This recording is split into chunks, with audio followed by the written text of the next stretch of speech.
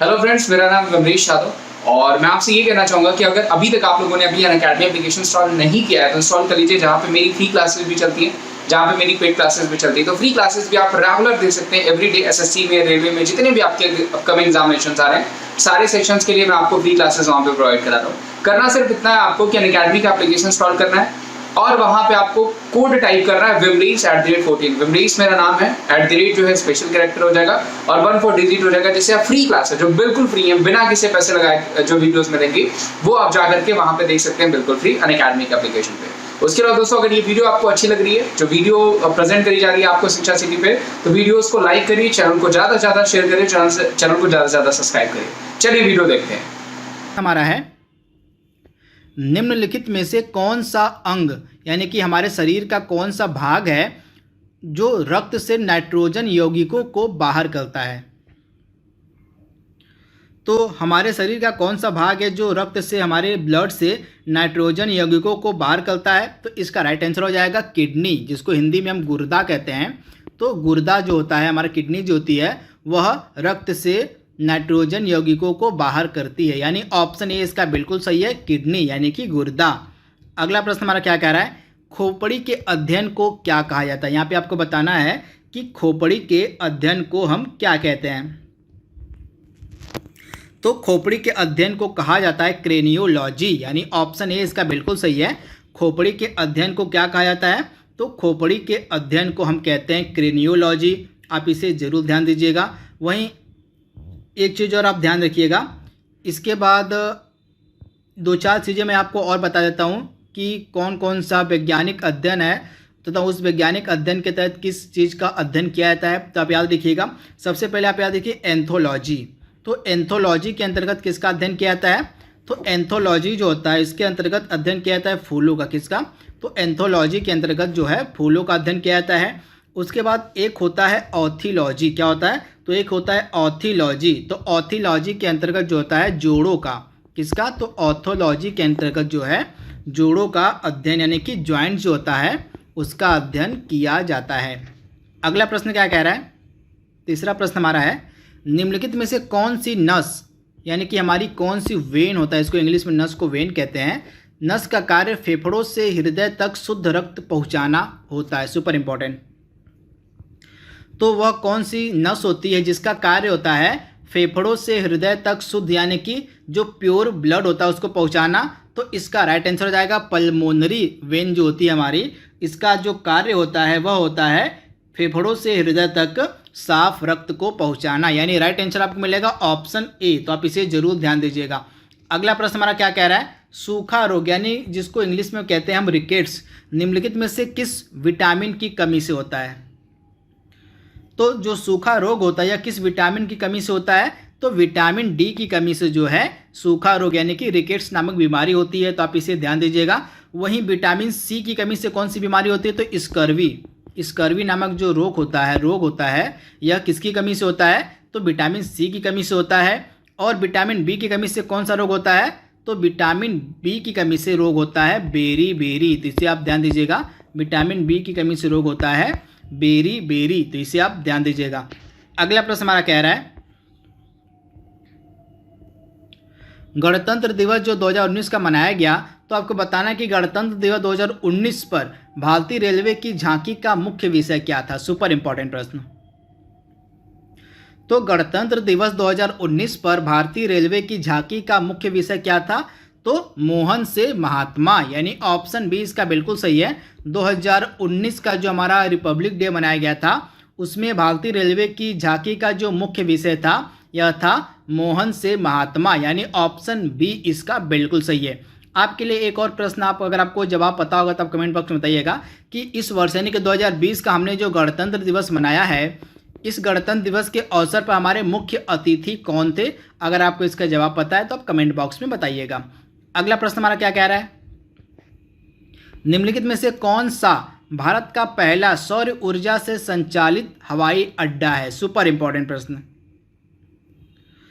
तो भारत का जो पहला सौर ऊर्जा यानी कि सोलर एनर्जी की यहाँ पे बात हो रही है, तो सोलर एनर्जी से संचालित भारत का जो पहला हवाई अड्डा है वह है कोचिन अंतर्राष्ट्रीय हवाई अड्डा, यानी ऑप्शन ए इसका बिल्कुल सही है। जो कोचिन अंतर्राष्ट्रीय हवाई अड्डा है यह भारत का पहला सौर ऊर्जा से संचालित हवाई अड्डा बन गया है, तो आप इसे ध्यान दीजिएगा। वहीं दूसरा ऑप्शन हमारा है कुशीनगर। जो कुशीनगर हवाई अड्डा ये आपको मिलेगा कहाँ पे? कुशीनगर गोरखपुर में पड़ता है, यानी कि नहीं, उत्तर प्रदेश में है यह कुशीनगर अंतर्राष्ट्रीय हवाई अड्डा। यह चर्चा में क्यों था? तो हाल ही में इसको अंतर्राष्ट्रीय हवाई अड्डा बना दिया गया था, इसी कारण से यह न्यूज़ में था। तो ये आपके एग्जाम में पूछा जा सकता है कि जो कुशीनगर हवाई अड्डा है जिसको हाल ही में अंतर्राष्ट्रीय हवाई अड्डा बना दिया गया था, यह किस राज्य में स्थित है? उत्तर प्रदेश राज्य का हवाई अड्डा था कुशीनगर हवाई अड्डा, जिसको अंतर्राष्ट्रीय हवाई अड्डा बना दिया गया। और तीसरा प्रश्न भी इंपॉर्टेंट आपके लिए है, देवी अहिल्याबाई अंतर्राष्ट्रीय हवाई अड्डा, तो यह कहाँ पे है? तो यह मध्य प्रदेश में आपको मिलेगा, मध्य प्रदेश के इंदौर में। कहाँ? तो मध्य प्रदेश के इंदौर में यह है देवी अहिल्याबाई अंतर्राष्ट्रीय हवाई अड्डा। इसको भी जो है अंतर्राष्ट्रीय हवाई अड्डा का दर्जा दे दिया गया था, तो इसी कारण से यह भी न्यूज़ में था। अगला प्रश्न हमारा क्या कह रहा है? निम्नलिखित में से कौन सा राज्य भारत का पहला जैविक खेती वाला राज्य बना, यानी कि ऑर्गेनिक फार्मिंग करने वाला भारत का पहला राज्य कौन सा बना था? तथा यही राज्य था ओपन डिफिकेशन फ्री भी होने वाला भारत का पहला, खुले में शौच मुक्त होने वाला भारत का पहला राज्य, और जैविक खेती करने वाला भारत का पहला राज्य कौन बना था? दोनों एक ही राज्य हैं, आपको बताना है। तो ऑर्गेनिक कृषि और ओपन डिफिकेशन फ्री, यानी कि खुले में शौच मुक्त होने वाला जो पहला राज्य था यह था सिक्किम, यानी ऑप्शन बी इसका बिल्कुल सही है। भारत का पहला जैविक खेती वाला राज्य भी सिक्किम है, और खुले में शौच मुक्त होने वाला भारत का पहला राज्य भी सिक्किम था। अगला प्रश्न हमारा क्या कह रहा है? निम्नलिखित में से कौन, मतलब किस देश ने डिजिटल मुद्रा अरब लॉन्च की है? सुपर इंपॉर्टेंट प्रश्न।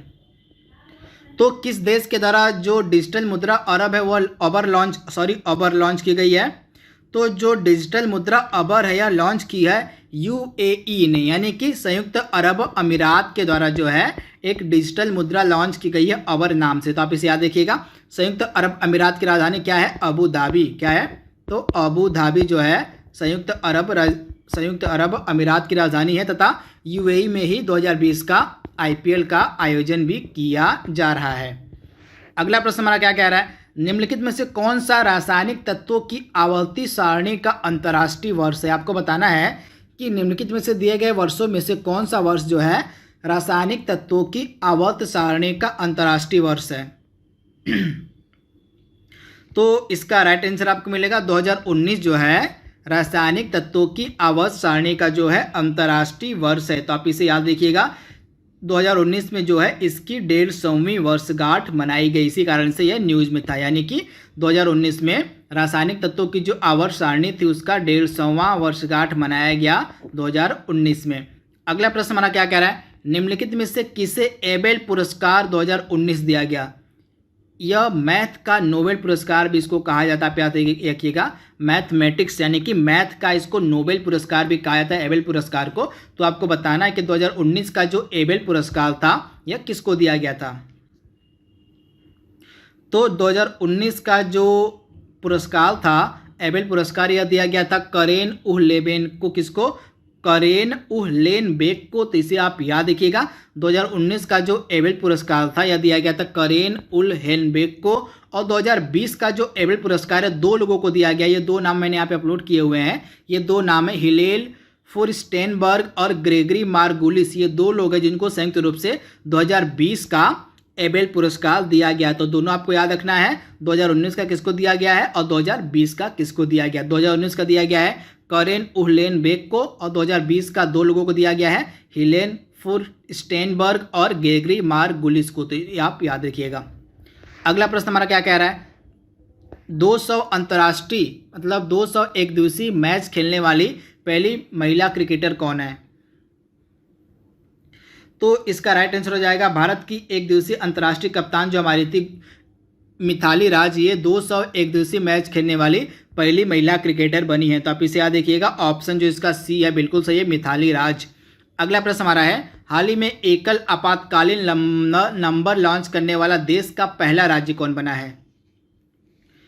तो एकल आपातकालीन नंबर यानी कि इसका है नंबर कौन सा 10112 यानी कि 112। इस नंबर को लॉन्च किसने किया था? तो हिमाचल प्रदेश, यानी ऑप्शन बी इसका बिल्कुल सही है, हिमाचल प्रदेश इसका राइट आंसर हो जाएगा। 13वां प्रश्न हमारा क्या कह रहा है? हाल ही में किस देश ने सियामी मछली को अपने राष्ट्रीय जलीय जानवर के रूप में नामित किया है? सुपर इंपॉर्टेंट प्रश्न, जल्दी से जवाब दीजिए इसका। तो वह कौन सा देश है जिसके द्वारा सियामी मछली को अपने राष्ट्रीय जलीय जानवर के रूप में नामित किया गया है? तो वह देश है थाईलैंड, यानी ऑप्शन ए इसका बिल्कुल सही है। थाईलैंड वह देश है जिसने सियामी मछली को अपने राष्ट्रीय जलीय जीव के रूप में नामित किया है। तो इसका राइट आंसर आपको मिलेगा थाईलैंड। अगला इंपॉर्टेंट प्रश्न हमारा, विटीकल्चर का संबंध किससे है? तो विटीकल्चर का संबंध किससे होता है? तो यहाँ पे दिए गए चारों ऑप्शंस गलत हैं। विटीकल्चर का संबंध होता है अंगूर की खेती से। किसके? तो अंगूर की खेती से संबंधित होता है विटीकल्चर, यानी इसका राइट आंसर आपको मिलेगा अंगूर की खेती। अगला प्रश्न हमारा है, म्यांमार देश अपना स्वतंत्रता दिवस कब मनाता है? तो म्यांमार देश, जिसका मतलब जो पुराना नाम था बर्मा नाम था, यह अपना स्वतंत्रता दिवस कब मनाता है? तो प्रत्येक 4 जनवरी के दिन जो है म्यांमार के द्वारा उसका स्वतंत्रता दिवस मनाया जाता है। तो राइट आंसर आपको मिलेगा ऑप्शन ए, आप इसे ध्यान दीजिएगा। अगला है, विश्व ब्रेल दिवस कब मनाया जाता है? तो प्रतिवर्ष जो है विश्व ब्रेल दिवस मनाया जाता है 4 जनवरी के दिन। तो इसका भी राइट आंसर हो जाएगा 4 जनवरी, यानी ऑप्शन ए इसका बिल्कुल सही है। अगला प्रश्न हमारा है, किसी भी उच्च न्यायालय की पहली महिला न्यायाधीश कौन बनी थी? तो किसी भी उच्च न्यायालय की जो पहली महिला न्यायाधीश है वह बनी थी अन्ना चांडी, यानी ऑप्शन जो इसका ए है बिल्कुल सही है। किसी भी हाई कोर्ट की यानी कि किसी भी उच्च न्यायालय की जो पहली महिला न्यायाधीश बनी थी वह बनी थी अन्ना चांडी, यानी ऑप्शन ए इसका बिल्कुल सही है, अन्ना चांडी। और सुप्रीम कोर्ट की अगर हम बात करें तो भारत के सर्वोच्च न्यायालय की जो न्यायाधीश बनने वाली पहली महिला न्यायाधीश थी वो थी फातिमा बीबी थी। इसे भी आप याद रखिएगा, सुप्रीम कोर्ट की न्यायाधीश बनने वाली पहली महिला कौन थी भारत की? फातिमा बीबी। और हाई कोर्ट की कौन थी? तो अन्ना चांडी। तो दोनों नाम आपके लिए इम्पॉर्टेंट है। इसके बाद तीसरा जो ऑप्शन हमारा मीरा कुमार का, यह कौन थी? तो पहली महिला लोकसभा स्पीकर थी। क्या थी? तो पहली महिला लोकसभा स्पीकर बनी थी मीरा कुमार। तो इसे भी आप ध्यान दीजिएगा। अगला प्रश्न हमारा है, स्टैच्यू ऑफ यूनिटी का जो निर्माण है किस राज्य में किया गया है? सुपर इंपॉर्टेंट प्रश्न। तो स्टैच्यू ऑफ यूनिटी का निर्माण किस राज्य में किया गया है? तो गुजरात में, यानी ऑप्शन ए इसका बिल्कुल सही है। गुजरात में नर्मदा नदी के किनारे, आप याद रखिएगा, नर्मदा नदी के किनारे एक गांव है खेवड़िया गांव। कौन सा गांव है? तो खेवड़िया नामक गांव है। यहीं पे जो है स्टैच्यू ऑफ यूनिटी का निर्माण किया गया था। यह प्रतिमा किसकी है?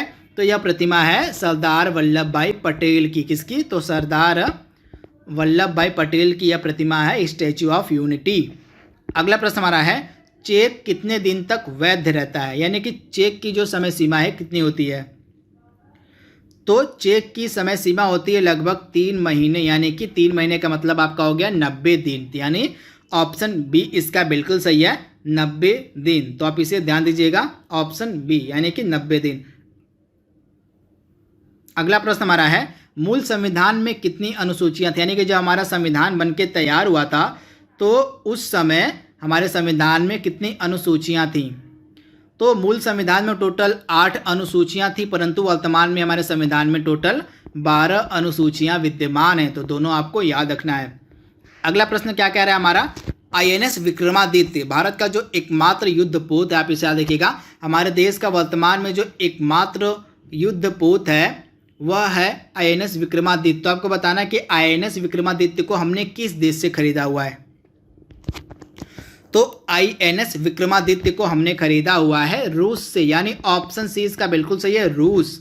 अगला प्रश्न हमारा क्या कह रहा है, इंदिरा गांधी के द्वारा निम्न में से किस वर्ष में राष्ट्रीय आपातकाल लगाया गया था?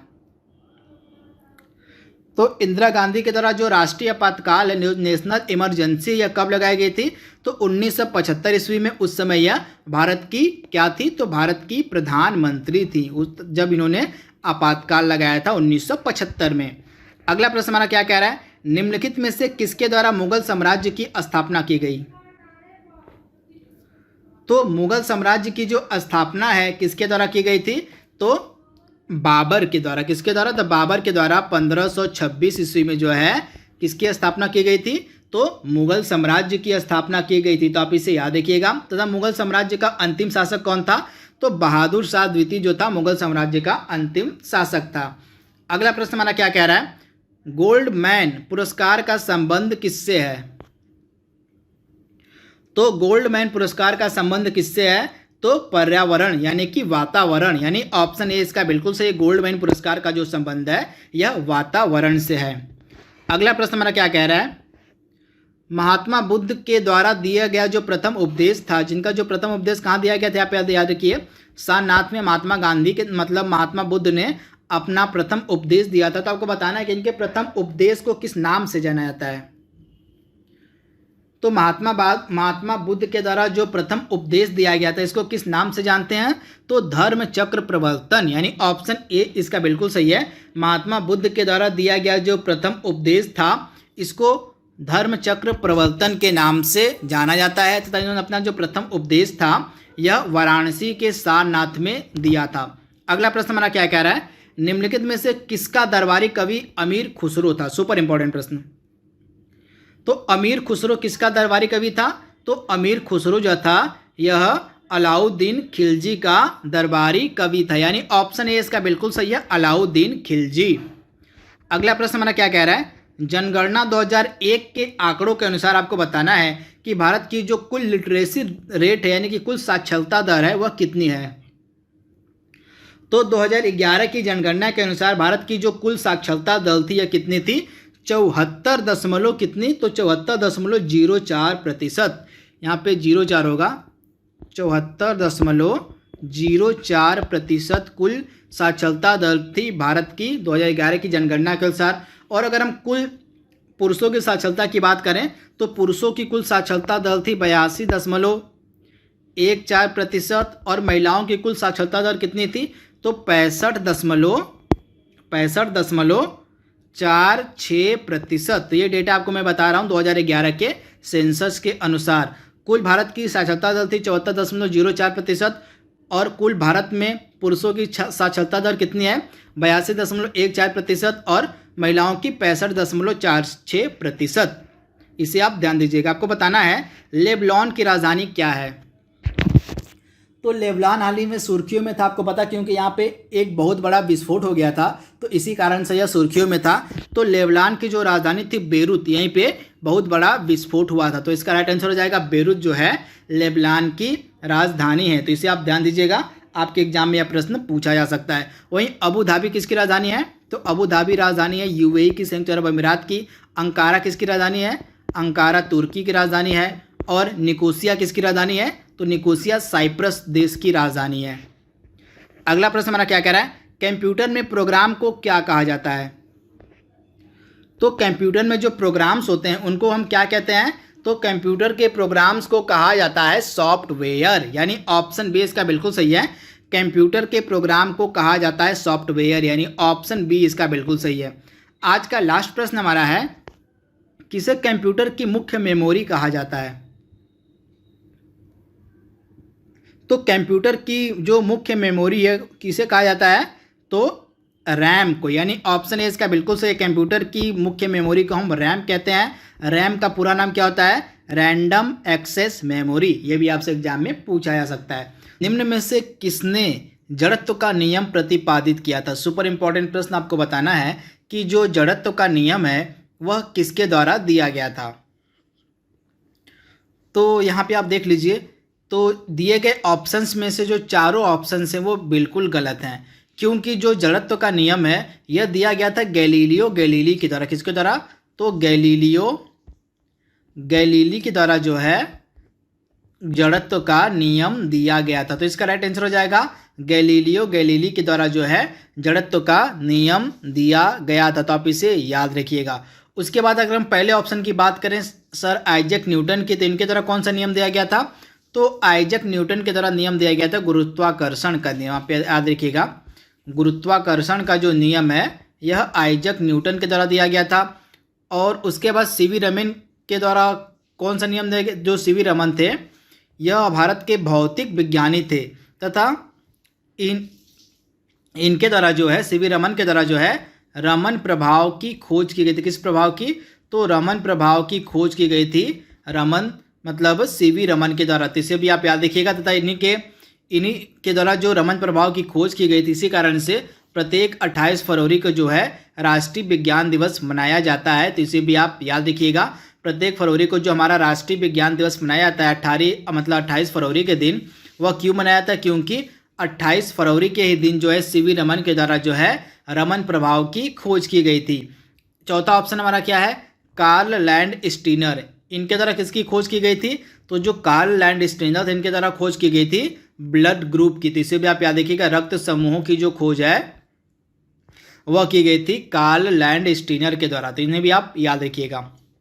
अगला प्रश्न हमारा है, निम्न में से किस उपकरण की सहायता से विद्युत प्रवाह को मापा जाता है? सुपर इंपॉर्टेंट प्रश्न। तो विद्युत प्रवाह जो होता है यह किसके द्वारा मापा जाता है? तो इसका राइट आंसर आपको मिलेगा अमीटर के द्वारा, यानी ऑप्शन ए इसका बिल्कुल सही है।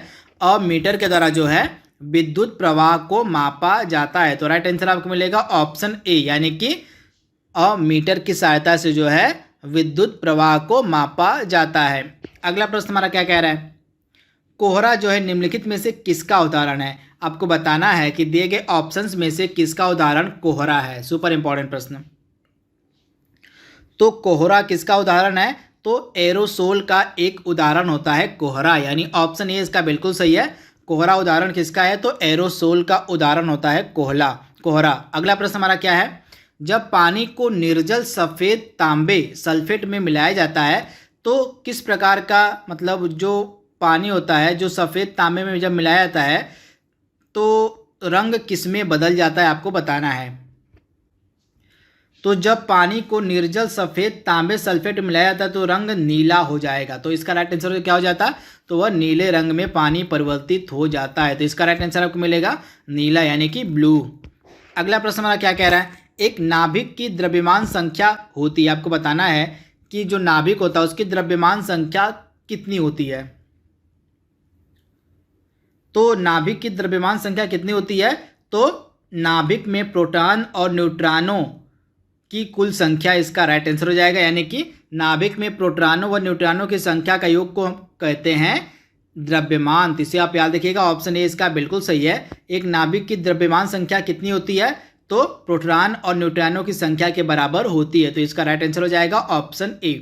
अगला प्रश्न हमारा क्या कह रहा है? किस हार्मोन की उपस्थिति के कारण पौधों की पत्तियां गिर जाती हैं? तो इसका राइट आंसर आपको मिलेगा एथिलीन नामक हार्मोन की उपस्थिति के कारण जो है पौधों की जो पत्तियां होती हैं वह गिर जाती है, यानी ऑप्शन ए इसका बिल्कुल सही है, एथिलीन। अगला प्रश्न हमारा क्या कह रहा है? चार्ल्स डार्विन के द्वारा आपको बताना है निम्न में से कौन सा सिद्धांत दिया गया था। तो चार्ल्स डार्विन के द्वारा कौन सा सिद्धांत दिया गया था? तो विकासवाद का जो सिद्धांत है यह चार्ल्स डार्विन के द्वारा दिया गया था। वहीं जड़त्व का जो सिद्धांत है किसके द्वारा दिया गया था? मैंने आपको बताया गैलीलियो गैलीली के द्वारा। तो इसे भी आप ध्यान दीजिएगा। अगला प्रश्न हमारा क्या कह रहा है? आलू में स्टार्च कहाँ जमता है? सुपर इंपॉर्टेंट प्रश्न, जल्दी से जवाब दीजिए। तो आलू में जो स्टार्च है वह कहाँ जमा होता है? तो आलू में जो स्टार्च है यह पैरेनकाइमा में संग्रहित होता है, यानी राइट आंसर हो जाएगा इसका ऑप्शन ए, पैरेनकाइमा में जो है जमा होता है स्टार्च, यानी ऑप्शन ए इसका बिल्कुल सही है। आलू में जो है स्टार्च कहाँ पे जमा होता है? तो पैरेनकाइमा में, यानी ऑप्शन ए इसका बिल्कुल सही है। अगला प्रश्न क्या कह रहा है हमारा? कोशिका का कौन सा भाग प्रोटीन का संश्लेषण करता है? सुपर इंपॉर्टेंट प्रश्न। तो कोशिका यानी कि सेल का कौन सा हिस्सा होता है, कौन सा भाग होता है जिसके द्वारा प्रोटीन का संश्लेषण किया जाता है? तो इसका राइट आंसर हो जाएगा राइबोसोम, यानी ऑप्शन ए इसका बिल्कुल सही है, राइबोसोम। अगला प्रश्न हमारा क्या कह रहा है? भारत का पहला ऊर्ध्वाधर पुल कहाँ बनाया गया है? तो भारत का जो पहला ऊर्ध्वाधर पुल है यह कहाँ पे बनाया गया है? तो रामेश्वरम में, यानी ऑप्शन सी इसका बिल्कुल सही है। भारत का जो पहला ऊर्ध्वाधर पुल है यह बनाया गया है रामेश्वरम में। तो ऑप्शन सी इसका बिल्कुल सही है। अगला प्रश्न हमारा है, निम्न में से किस कंपनी के द्वारा कैचअप नामक एप्लीकेशन को लॉन्च किया गया है? तो कैचअप नामक जो एप्लीकेशन है यह लॉन्च किसके द्वारा किया गया है? तो मतलब फेसबुक के द्वारा, यानी ऑप्शन डी इसका बिल्कुल सही है। फेसबुक के द्वारा जो है हाल ही में कैचअप नामक एक एप्लीकेशन लॉन्च किया गया है। वहीं हाल ही में गूगल के द्वारा भी एक एप्लीकेशन लॉन्च किया गया था, किस नाम से? तो बोलो एप्लीकेशन जो है यह भी गूगल के द्वारा लॉन्च किया गया है। अगला प्रश्न हमारा क्या कह रहा है? निम्न में से कौन दुनिया का दूसरा सबसे कम उम्र का अरबपति बना है? यहाँ पे दूसरे अरबपति की बात हो रही है, कब से कम उम्र के। तो ओयो के मालिक हैं रितेश अग्रवाल। आप याद देखिएगा, भारतीय व्यक्ति हैं, ओयो के मालिक हैं रितेश अग्रवाल। ये दुनिया के दूसरे नंबर के सबसे कम उम्र के अरबपति बन गए हैं। वहीं अगर हम पहले नंबर की बात करें तो दुनिया की पहले नंबर की सबसे कम उम्र की अरबपति हैं काइली जेनर, और दूसरे नंबर पे हैं रितेश अग्रवाल, ओयो के मालिक हैं, इसे भी आप याद रखिएगा। तथा मार्क जुकरबर्ग कौन है? तो मार्क जुकरबर्ग हैं फेसबुक के सीईओ, फेसबुक के मालिक। अगला प्रश्न हमारा क्या कह रहा है? हाल ही में किसे भारत का पहला लोकपाल नियुक्त किया गया है? सुपर इंपॉर्टेंट प्रश्न, मतलब हाल ही में किसे भारत का पहला लोकपाल नियुक्त किया गया था? तो हमारे देश के जो पहले लोकपाल बनाए गए थे वह कौन बनाए गए थे? तो इनका नाम था पिनाकी चंद्र घोष, यानी ऑप्शन सी इसका बिल्कुल सही है। इनको शॉर्ट फॉर्म में हम पीसी घोष भी कहते हैं। ये भारत के पहले लोकपाल बनाए गए थे, तो ऑप्शन सी इसका बिल्कुल सही है। इसके बाद हम अगर पहले ऑप्शन की बात करें, ये काफ़ी न्यूज में चल रहे हैं, गिरीश चंद्र मुर्मू। ये इससे पहले जम्मू कश्मीर के उपराज्यपाल थे, परंतु ये अब क्या बना दिए गए हैं? तो ये हमारे प्रेजेंट टाइम में जो सीएजी हैं, ये हमारे सीएजी बना दिए गए हैं। जिसे आप याद देखिएगा, नियंत्रक एवं महालेखक परीक्षक बना दिए गए हैं अब गिरीश चंद्र मुर्मू, तो इसे भी आप ध्यान दीजिएगा। और मनोज सिन्हा को कौन सा पद दिया गया है? तो मनोज सिन्हा जो हैं ये जम्मू और कश्मीर के उपराज्यपाल बना दिए गए हैं। तो ये दो इंपॉर्टेंट करंट अफेयर्स है जिसे आप ध्यान दीजिएगा। गिरीश चंद्र मुर्मू बना दिए गए हैं सीएजी, यानी कि कंट्रोलर, मतलब हमारे जो नियंत्रक एवं महालेखा परीक्षक होते हैं वह बना दिए गए हैं। और मनोज सिन्हा को बना दिया गया जम्मू कश्मीर का उपराज्यपाल, तो इसे भी आप याद रखिएगा। और पीसी घोष कौन थे? मतलब तो ये हमारे देश के पहले लोकपाल बनाए गए थे। अगला प्रश्न हमारा क्या कह रहा है? वर्तमान में भारतीय जीवन बीमा निगम यानी कि LIC यानी कि life insurance corporation of India के अध्यक्ष कौन है?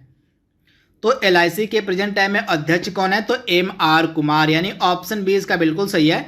MR कुमार जो हैं ये वर्तमान में LIC के अध्यक्ष हैं, तो इसे भी आप याद रखिएगा।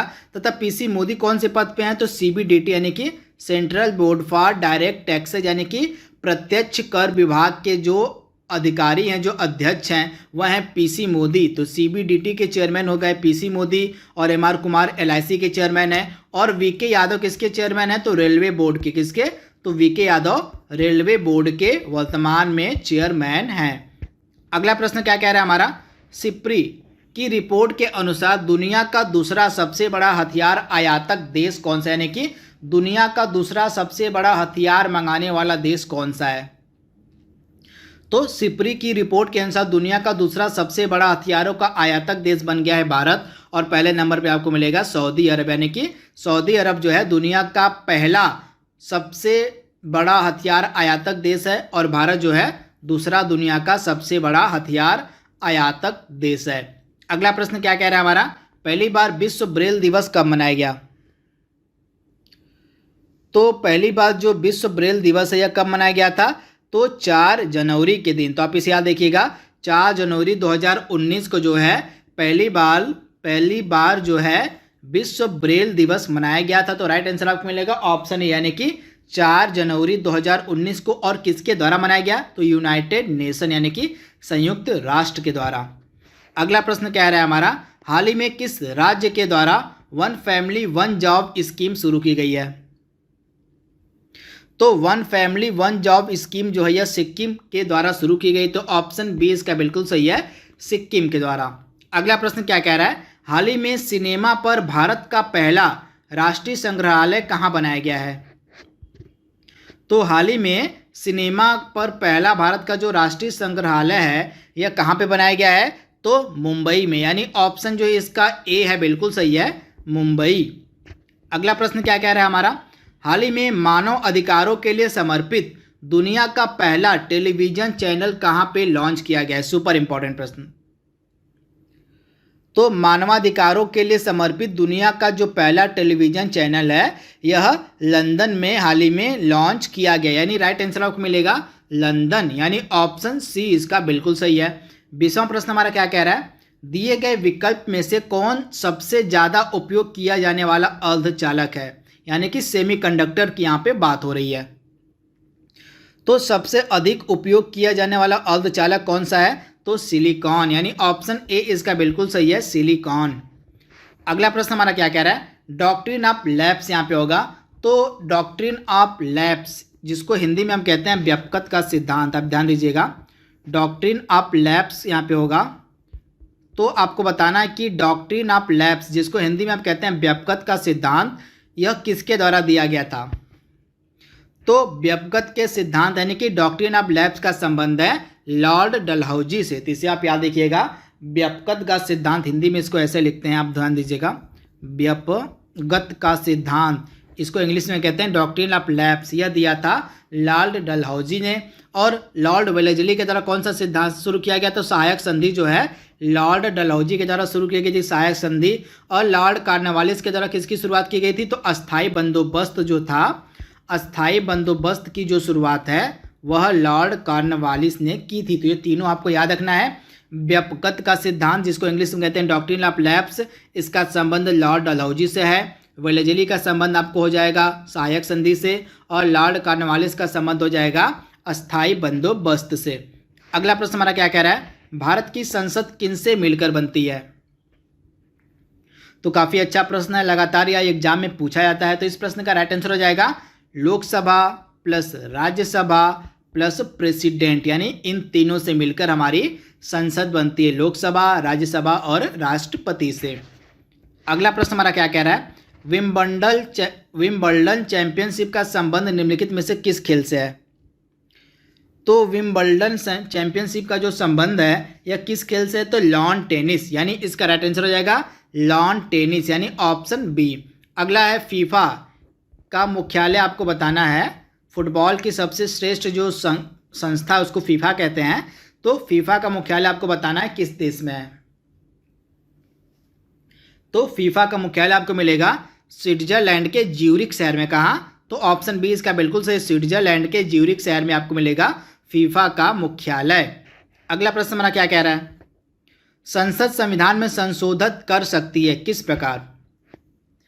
तो संसद जो हमारी है वह संविधान में संशोधन इन तीनों प्रकार से कर सकती है। साधारण बहुमत से कर सकती है, विशेष बहुमत से कर सकती है, सभी राज्यों की आधी सहमति से, विशेष बहुमत से। इन तीन प्रकार से जो है संसद संविधान में संशोधन कर सकती है, यानी ऑप्शन डी इसका बिल्कुल सही है।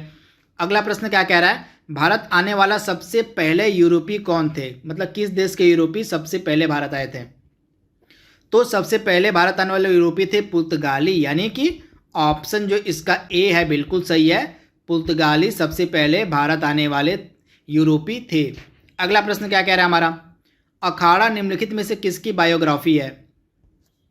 तो जो अखाड़ा है यह किसकी बायोग्राफी है? तो अखाड़ा जो है यह बायोग्राफी किसकी है? तो महावीर सिंह फोगाट की। किसकी? तो महावीर सिंह फोगाट की जो है बायोग्राफी है अखाड़ा। तथा इसको लिखा किसने अखाड़ा को? तो अखाड़ा को लिखा है सौरभ दुग्गल ने। किसने लिखा है? तो सौरभ दुग्गल के द्वारा जो है यह लिखी गई है बायोग्राफी। किसकी? तो महावीर फोगाट की, जिसका नाम है अखाड़ा। अगला प्रश्न हमारा क्या कह रहा है? अंतर्राष्ट्रीय अहिंसा दिवस कब मनाया जाता है? तो जो अंतर्राष्ट्रीय अहिंसा दिवस है यह मनाया जाता है प्रत्येक वर्ष 2 अक्टूबर के दिन। तो इसे आप ध्यान दीजिएगा, प्रत्येक वर्ष 2 अक्टूबर को अंतर्राष्ट्रीय अहिंसा दिवस मनाया जाता है। अगला प्रश्न हमारा क्या कह रहा है?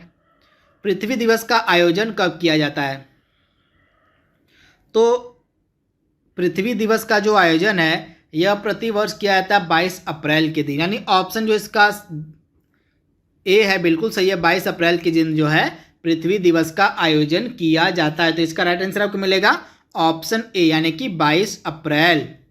अगला प्रश्न हमारा क्या है, जो कि आज का लास्ट प्रश्न भी है? कौन सा स्ट्रेट यानी कि चैनल जो है ग्रेट ब्रिटेन को फ्रांस से अलग करता है?